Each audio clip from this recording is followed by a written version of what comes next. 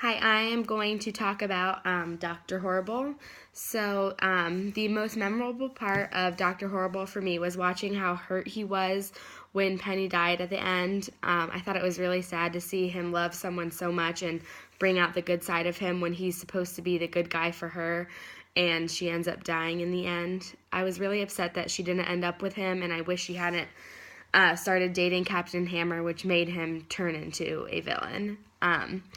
One theme that I found was evil versus good. When Dr. Horrible is surrounded by Penny, like I said, she brings out the good side of him, but when Captain Hammer gets involved with her, Dr. Horrible begins to do terrible things, and it really shows the evil side of him.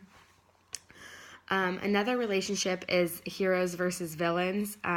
In person, Dr. Horrible is not so horrible, I don't think.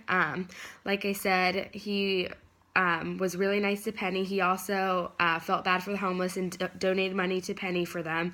But in the play, Captain Hammer, who is supposed to be the good guy, isn't even willing to help out with the homeless. So I thought that Captain Hammer was good on the surface, but not on the inside, like Dr. Horrible was. Another theme that I found would have to be love. From the beginning of the play, Dr. Horrible is trying to win over Penny because he's in love with her.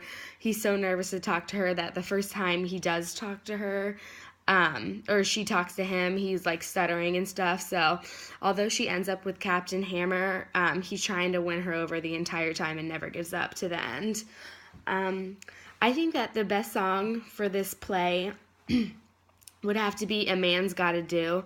I think the song is very significant in the play because this is the turning point where Penny is interested in Dr. Horrible to becoming interested in Captain Hammer because she thinks that he's the one that saved her when it was really Dr. Horrible that saved her, but he just didn't step up and tell her that. This turns Dr. Horrible into an evil person throughout the rest of the play when he was the sweet and kind one to Penny in the first place. And he was just scared to talk to her, like I mentioned before. So I think that's sad that had to happen. And then I think that the musical method of storytelling is way more effective for me than just like reading a play or watching it, because I think it keeps me more involved in what's going on, and it's actually a lot more interesting for someone to watch, I think, when there's music. It's not as boring, I didn't think. I actually watched the whole thing without looking at the time to see if it was going to end.